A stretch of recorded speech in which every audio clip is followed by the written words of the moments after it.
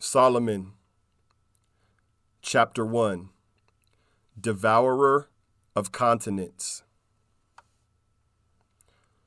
Solomen inhabits street corners upon occasion. Downtown, cold. People march with steaming lips, hunched down looking mostly. Solomen has taken his place under a lonely streetlight.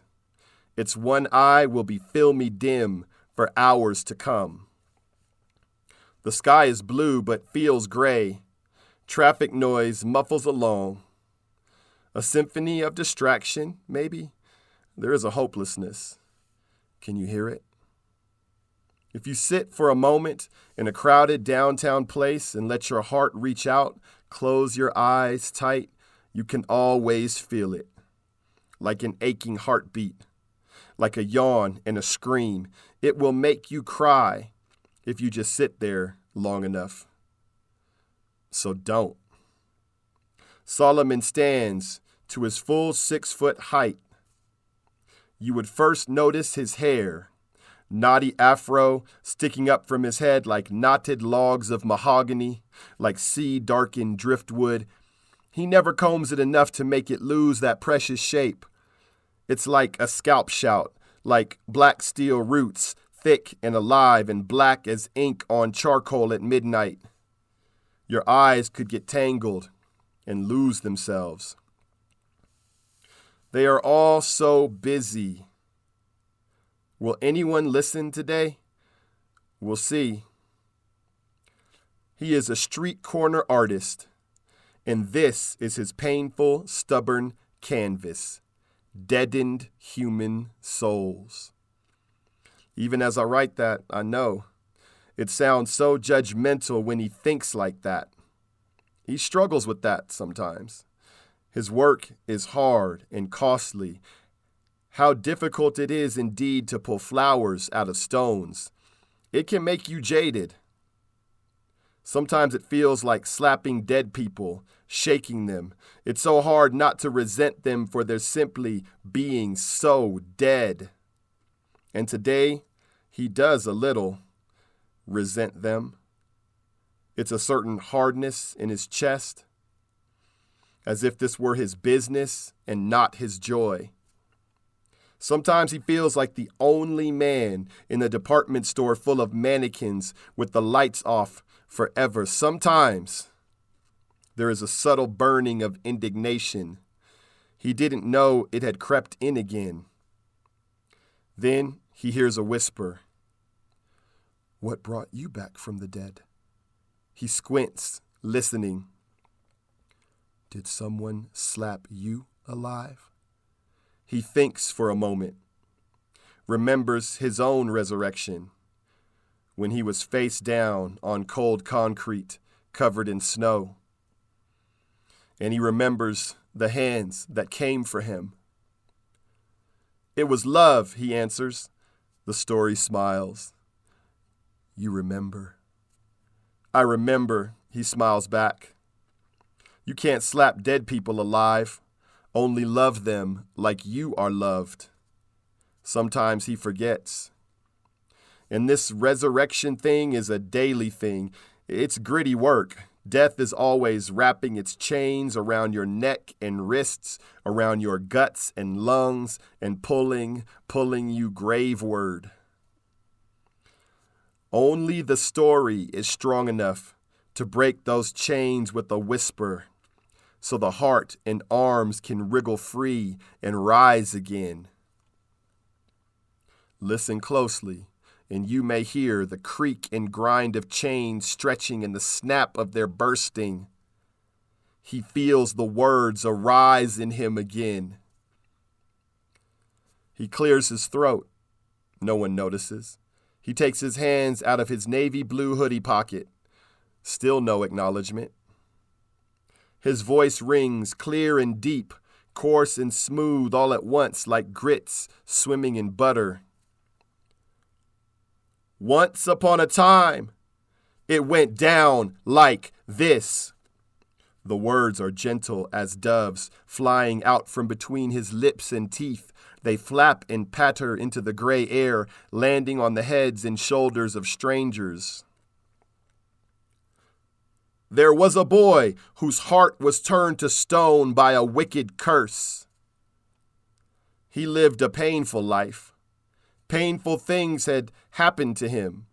And one day he clutched his chest, as he often did, unable to take a full breath because of what someone had done to him or said to him or not said that they should have said.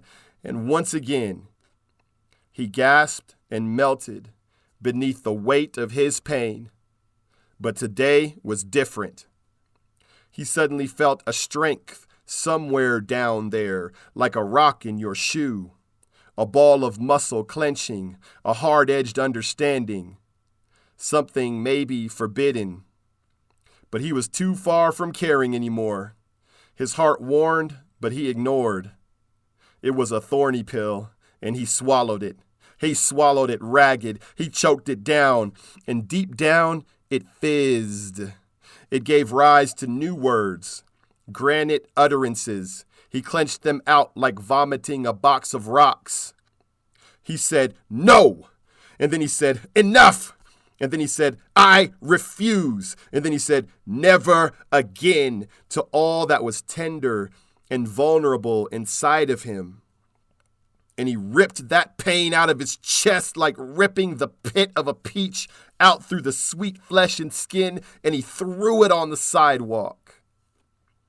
What he didn't know was that he had ripped out not only the pain, but something more. And in the absence of pain, he felt free. But he had in fact given himself the ungift of a heart of stone. And so he began to climb the skyscrapers, for he wanted to see the world from this new point of view. He felt very good. He felt not bad anymore. Sometimes in the absence of joy, the absence of pain can become its own pleasure. He felt an absence of pain and put a name tag on it called joy. But the name tag didn't stick because name tags can't stick to nothing, but never mind for now. He continued his ascent until he was high on top of the highest skyscraper, looking down on all the heads of the other skyscrapers with traffic like a bioluminescent serpent winding in the streets below. And he screamed with unpain over and over at the top of his lungs. He called this feeling exhilaration, but it was really the absence of boredom. Once again, the sticky tag scrawled with exhilaration fell off and fluttered down. And he met a girl and fell in love, or at least fell in the absence of disdain. He had become very good at sticking name tags on things and then turning away before he could see the disturbing flutter of the tag free falling. It felt not bad to be in non-disdain with a girl. That might have been the non-saddest he had ever been in his life. And as your narrator, I can barely stand to say it.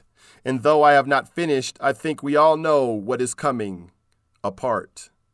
For when our house is broken into pieces and we build again with faulty materials, the merciful storms will reveal our workmanship. Will they not? It was a Tuesday when the storm came. The girl dreamed that all his love letters had been written by a robot secretary.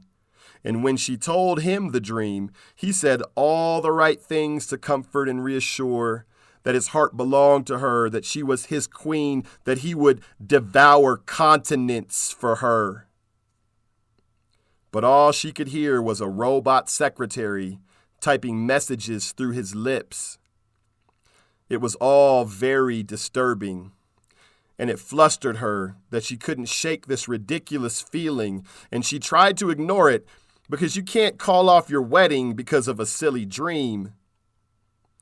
But you also can't marry someone if you feel he doesn't really love you after all. At least this girl couldn't. On Tuesday, she ran. She left him a message and she ran to her sister's house upstate and tried to explain to her sister until words turned into tears, turned into silence, and just being held in understanding arms. She secretly hoped he would come for her, devouring continents to find her, because she did love him, but she knew somehow that he wouldn't.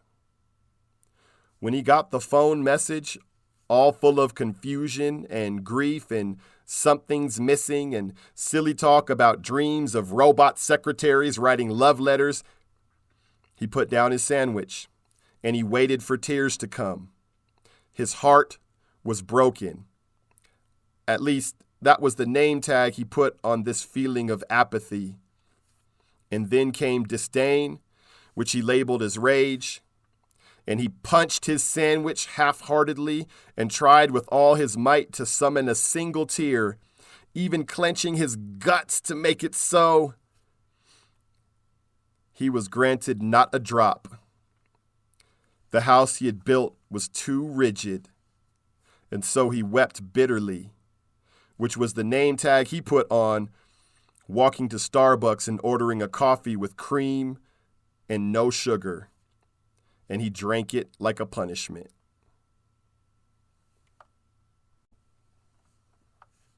Solomen opened his eyes, not knowing he had closed them. The story had that effect on you. What he saw astonished him every time. There were 7 people standing around him. In glory of glories, a little girl sitting at his feet. Some were gazing at his face, locked in. Others were staring at their feet, ears cocked forward. The little girl had big green eyes. Solomen's heart filled with gratitude. "Thank you," he said to the little girl. "For what?" she asked, with a practical tone far beyond her years. "Your eyes are precious emeralds," he smiled. "You have made me rich today." Then he paused for a long moment. The girl smiled uncertainly. No one had ever said anything like that to her. Her mother, also a practical woman, stirred slightly as if she were coming awake from a dream. "Let's go, chica," she said. "We gotta move." The girl's eyes became desperate. "I think he's all done, baby," Mama said. Grown-ups are good at hiding things, but there was the slightest hint of disappointment in Mama's voice. "No, he's not," the girl began to whine, and whining was not normal for this one. Mama opened her mouth to make her instructions 100% clear. "Almost," Solomen interjected. "Almost done." He winked at the little girl without winking and continued. That was the moment the boy remembered.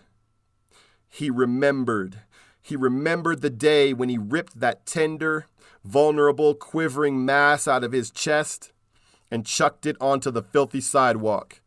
And he knew he must find it. "It wouldn't still be on the sidewalk," the girl interrupted.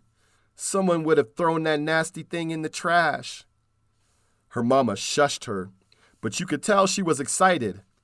Her daughter wasn't usually free like this. Solomen said, "You are very clever. It wasn't where he had left it, and it wasn't in the trash. It had climbed up a light post to escape the rats." Everyone kind of wrinkled their noses. The boy climbed up and peeled it down gently. It was covered with dirt and cigarette butts and all kinds of nasty things, and it stank. They wrinkled their noses again. He took it home and washed it gently as best he could. Then he went into a dark room and tried to put it back. That was tough. He didn't have instructions, and his clumsy hands fumbled. He did the best he could, but it was a mess.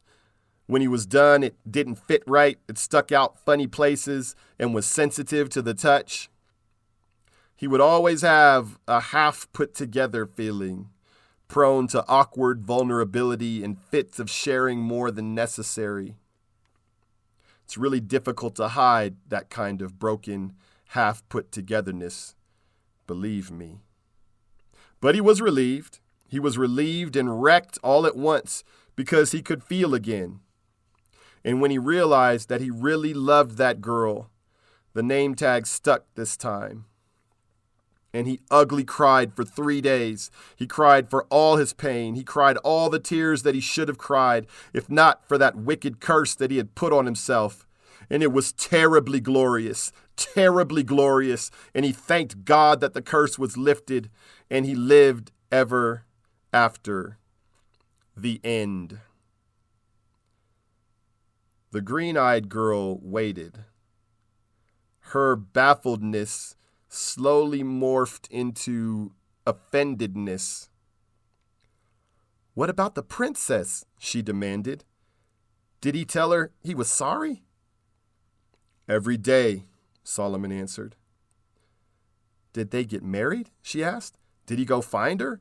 She was getting very annoyed. I can't do this," Solomen said. His lips faltered. "What kind of ending is that? What kind of storyteller are you?" She was downright angry. Mama began walking forward to take her away, and this was when the miracle happened. "I'm still looking for her," he confessed. I devour continents," he wept. "I devour continents," he wept. And then they all knew. Like a fist to the gut, they all knew. His mouth was the place where fact and fiction meet, where they fall in love, where they have a child. And he cried and cried and ugly cried. This was his gift.